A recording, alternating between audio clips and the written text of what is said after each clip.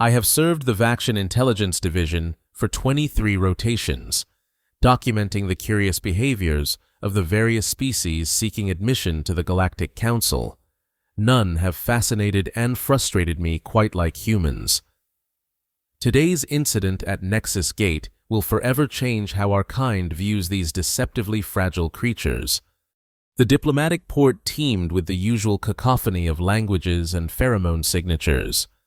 Merchants from the Regelian Consortium haggled with Andorian diplomats, while maintenance droids weaved through the crowd, leaving trails of disinfectant in their wake. I sat at my usual observation post, recording the movements of the human delegation that had arrived 3 rotations prior. My particular interest was the elderly human Dr. Abhay Patel and his granddaughter, Maya Singh. He served as their xenobiology expert, while she was allegedly training in diplomatic protocol. Their physical frailty was evident even to non-Vactions. Dr. Patel's brown skin had wrinkled with age, and despite primitive medical interventions, his movements betrayed the bone density loss common to their species. Maya exhibited the typical human female characteristics: minimal musculature, a height disadvantage against most council races, and a cranial cavity disproportionately large for her slight frame. Humans had been granted provisional membership primarily as a gesture of inclusive pity, their technological contributions being negligible compared to the Vaction quantum drive. I activated my ocular enhancement to better document their consumption of protein paste, a bland nutrition source that humans seem to tolerate despite their obsession with flavor, another peculiar weakness of their kind.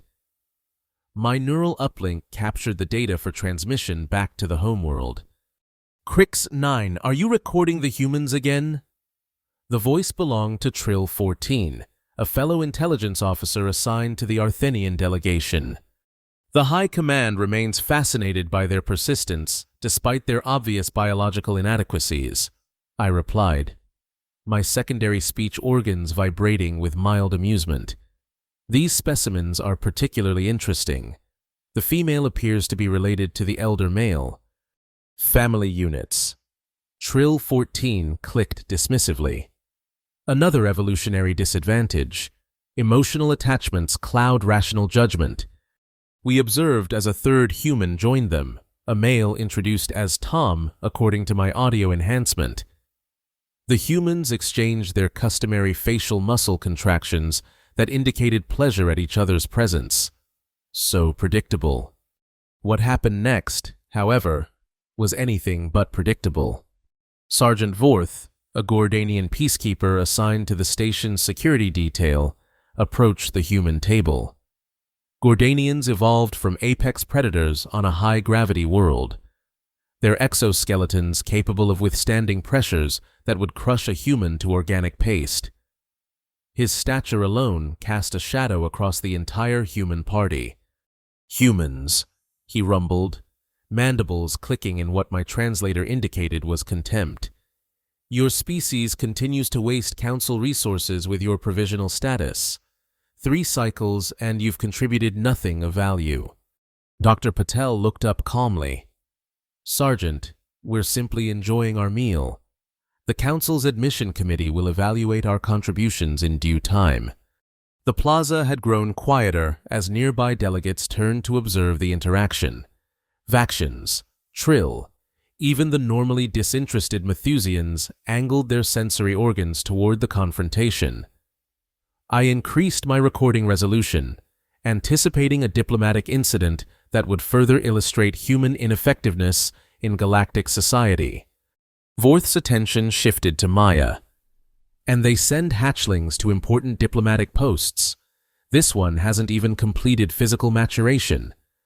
I'm 26 years old, Maya replied evenly, fully mature by human standards, and qualified as a junior diplomatic attaché. The Gordanian's compound eyes flashed with bioluminescent derision. Qualified?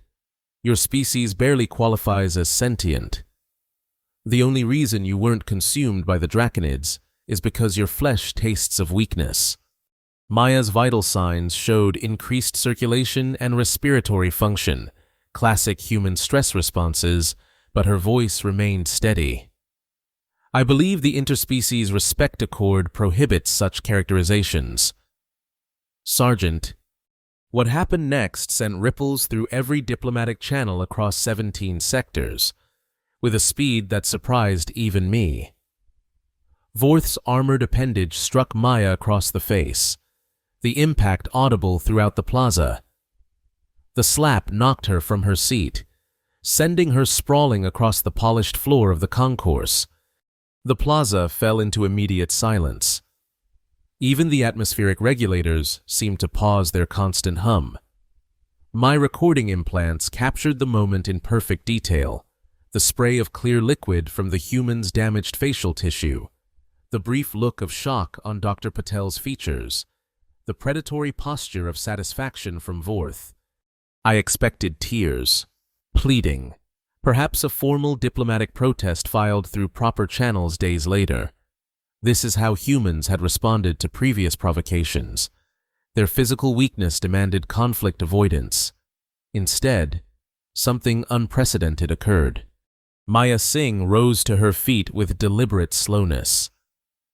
A thin line of red fluid, their hemoglobin-based blood, trickled from the corner of her mouth. Rather than wiping it away, she allowed it to drip onto the pristine floor of the plaza. Her vital signs had stabilized, showing none of the expected fear responses. "Do you feel better now, Sergeant?" she asked, her voice carrying in the unnatural quiet. "Has striking someone a third your body mass satisfied your need to demonstrate dominance?" Vorth's exoskeleton clicked as he shifted, momentarily confused by her reaction. Human weakness extends beyond the physical. I see. No dignity even in submission. Dr. Patel stood then, and I observed a transformation that my training had not prepared me to interpret. The elderly human's posture straightened, the appearance of frailty evaporating like atmosphere into space. His eyes, previously warm with what humans call kindness, hardened into something ancient and dangerous. "Sergeant Vorth," Dr. Patel said, his accent suddenly more pronounced. "You have assaulted a diplomatic representative of Earth in violation of Council, Statute 457B. I suggest you immediately offer a formal apology." The Gordanian towered over the human elder, his mandibles spreading in what all species recognize as aggressive display. "You suggest? Vaction recordings will show your subordinate provoked me with disrespect." I was indeed recording, but the evidence would not support Vorth's claim. Maya had maintained perfect diplomatic protocol despite the provocation. The crowd had grown larger. Sensing the escalating tension, several Malthusian diplomats had activated their own recording devices. "My granddaughter," Dr. Patel said softly. "Not my subordinate." Something in his tone caused my threat assessment subroutines to activate. I detected a subtle shift in the plaza's atmosphere, not physical, but the indefinable change that precedes violence. Several other intelligence officers noticed as well, their postures tensing. Vorth seemed oblivious to the warning signs. "Family or subordinate, it makes no difference. Humans must learn their place in the galactic hierarchy." His armored hand moved toward the ceremonial plasma blade at his side, a weapon that could slice through Vaction battle armor with minimal resistance. Maya stepped forward, positioning herself between her grandfather and the Gordanian. "There's no need for weapons. Sergeant, this can be resolved peacefully." "Peace," Vorth sneered, "is the refuge of the weak." He unsheathed his blade, the plasma edge humming with destructive potential. The crowd gasped collectively, many retreating to safer distances. Peacekeepers were prohibited from drawing weapons except in defense of life. Vorth had crossed a line that would require official sanction, but that would come too late to save the humans from harm. I expected Dr. Patel to retreat, to call for station security, to employ any of the non-violent methods humans allegedly preferred. Instead, He spoke a single sentence in an Earth language my translator identified as Hindi. Maya nodded once, her expression changing to something I had never observed on a human face before. She moved with a fluidity that contradicted everything I knew about human physiology. 3 points, she said quietly. What followed occurred so rapidly that I had to review my recording at reduced speed to fully comprehend it. Maya Singh executed a sequence of precise strikes against the Gordanian's exoskeleton. Her first blow struck the junction between his thoracic and cephalic segments, a neurological vulnerability known only to those with advanced xenobiological training. Vorth's blade faltered as his primary motor functions stuttered. Her second strike targeted the secondary ganglionic cluster beneath his left sensory appendage. The precision was extraordinary. A 2-centimeter target zone penetrated with enough force to compromise the protective exoskeleton. The Gordanian made a sound no translator could interpret. Primordial, filled with shock and sudden recognition of mortality. Her third strike completed the sequence, applying focused pressure to the cranial vault where the Gordanian's central nervous system was most exposed. The sound of fracturing exoskeleton echoed through the plaza like brittle ice breaking on a frozen lake. Sergeant Vorth, who had survived combat in the Draconid campaigns and earned commendations for bravery against the Quantum Horde, collapsed to the ground. His armored body struck the plaza floor with a resonant thud that seemed to vibrate through the very structure of Nexus Gate. A pool of yellowish fluid, Gordanian circulatory medium, began to spread beneath his shattered cranium. The entire sequence had taken 3.2 seconds. For one extended moment, not a single being in the plaza moved or spoke. Then, chaos erupted. Diplomatic aides fled in panic. Security alerts blared throughout the station. A squad of peacekeepers converged on our position, weapons drawn and aimed at the humans. "Stand down!" The voice cut through the cacophony with military precision. Captain Elena Vasquez of the Human Expeditionary Force stepped into the clearing that had formed around the fallen Gordanian. Unlike Dr. Patel and Maya, she wore the formal black uniform of Earth's military division, adorned with insignia I did not recognize. This incident falls under Article 17 of the Mutual Defense Protocols that Earth signed upon receiving provisional status, she announced, her voice amplified by some concealed technology. I am invoking Statute 89C, proportional response to imminent threat against diplomatic personnel. The peacekeepers hesitated, weapons still trained on the humans. The station's chief security officer, a Methusian named Glaxon V, pushed through the crowd. "A peacekeeper lies dead," he gurgled through his respiratory membranes. "Explain how this constitutes proportional response." Captain Vasquez gestured to my position. The Vaction intelligence officer has a complete recording of the incident. Sergeant Vorth struck a diplomatic representative and drew a lethal weapon in violation of station protocol and council law. All eyes turned to me. My primary function was observation and analysis, not arbitration of interspecies conflict. Yet I found myself suddenly central to what was rapidly becoming a galactic incident. "The human's account is factually accurate," I stated, neural implants automatically transmitting the recording to the station's security network. The Gordanian initiated physical violence and escalated to lethal intent. Glaxon V reviewed the data through his neural interface, his skin shifting through shades of displeasure.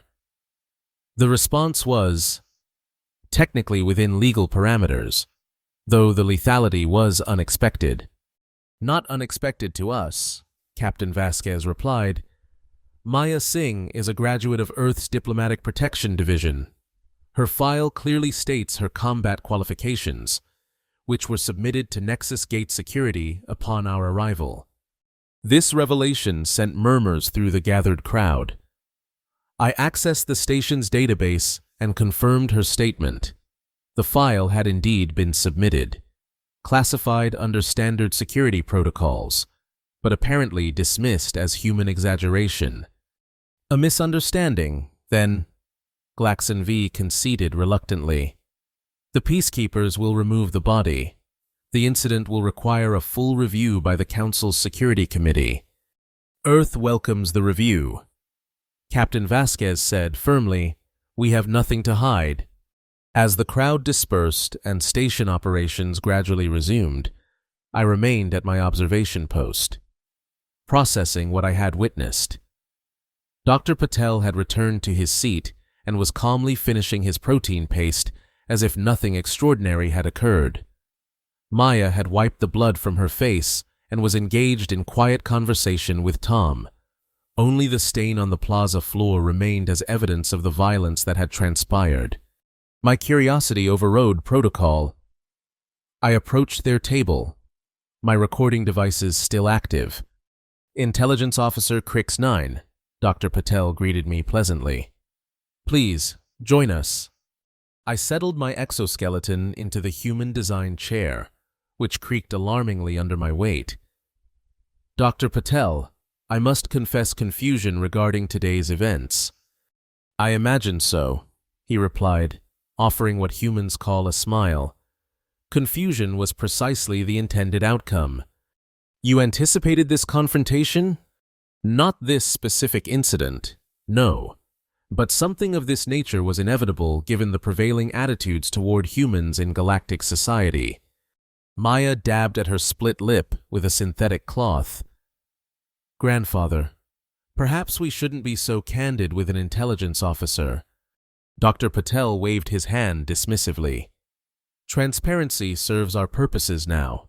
My dear, the recording has already been transmitted throughout Vaction intelligence channels, has it not?" Crix 9. I acknowledged this with a dip of my sensory stalks. "Standard protocol requires immediate transmission of significant security events. Then the demonstration has achieved its primary objective," he said, sipping from a container of water. "Allow me to provide context that your surveillance may have missed. Before becoming a xenobiologist, I served 60 years in Earth's Unified Defense Forces. Maya is the third generation of our family to serve in both diplomatic and defense capacities. Your apparent physical frailty is deliberate deception," I stated, neural pathways recalibrating around this new information. "Not deception," Tom interjected, speaking for the first time. "Strategic understatement. There's a difference. Earth has been aware of its physical disadvantages since first contact." Dr. Patel continued, "We cannot match the exoskeletal strength of Gordanians or the regenerative capabilities of Methusians, but we've had millennia of fighting among ourselves to develop alternative combat methodologies. The technique Maya employed, it targeted neurological vulnerabilities with minimal physical force. Precisely. Knowledge as weapon. My granddaughter didn't need superior strength, she needed superior information and training. Every human in diplomatic service undergoes similar preparation. The implications cascaded through my analytical subroutines. Humans had presented themselves as physically inferior, technologically unimpressive, and culturally focused on peaceful cooperation. The Galactic Council had accepted this presentation without question, categorizing them as a minimal threat species deserving of patronizing accommodation. "Your species has been misleading the Council," I said. Maya leaned forward.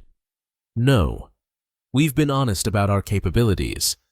Your species and others simply filtered that information through your preconceptions. How many reports on human martial arts were filed and subsequently dismissed as ritualistic entertainment rather than practical combat techniques?" I accessed my knowledge database and discovered she was correct. Hundreds of intelligence reports on human combat methodologies had been categorized as cultural curiosities rather than military intelligence. The slap. I realized suddenly. It was a test. A catalyst, Dr. Patel corrected.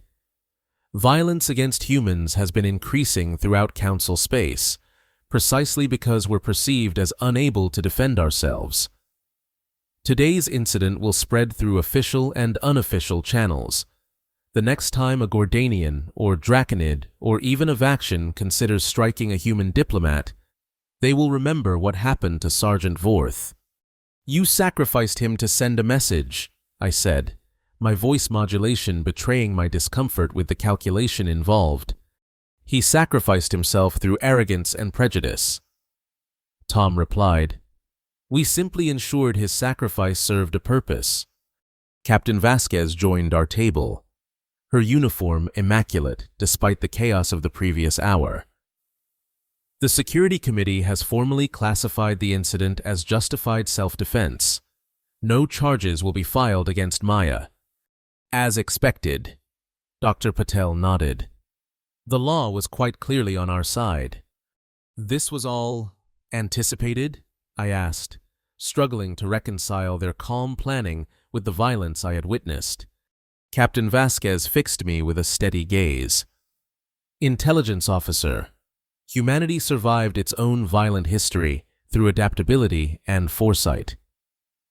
Did you imagine we would enter galactic society without a strategic plan for our survival?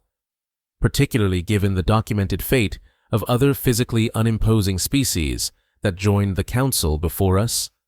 I had read those historical accounts, species that had been subjugated, exploited, and in some cases driven to extinction through their inability to defend themselves against the stronger Council races. Humans had studied the same histories and drawn their own conclusions. Your provisional membership, I said slowly, the apparent technological gap, your emphasis on cultural exchange rather than military alliance, all part of a strategy to be underestimated. The most dangerous opponent, Dr. Patel said softly, is the one you don't recognize as a threat until it's too late. As I departed their table, my neural processors struggled with the implications. If humans had concealed their defensive capabilities so effectively, what else might they be concealing? Their worlds were numerous, their population in the billions. They had survived multiple extinction-level events on their homeworld before achieving space travel. I transmitted my final observation report before leaving the plaza. Recommendation: immediate reclassification of human threat assessment from minimal/negligible to significant, unknown.